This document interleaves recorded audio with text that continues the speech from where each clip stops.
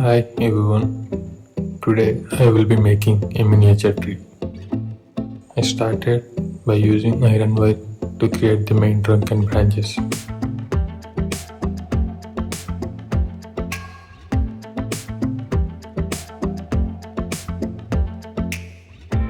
Then using thinner wire, I created the smaller branches. Next, I covered the entire structure with clay, which took about 3 hours to complete.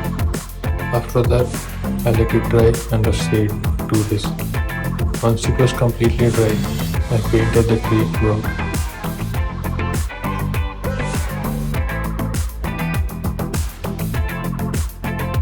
Then I started attaching coconut fibers to the smaller branches to make the tree look fuller and more natural. This process took around 3 hours to complete. Next, to add the leaves, I applied a water and glue mixture to the coconut fibers.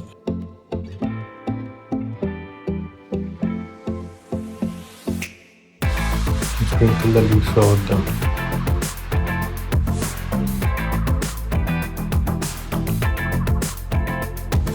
Here's the finished miniature tree.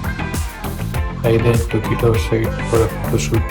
To create the flower field around the tree, I used my flower light painting tool.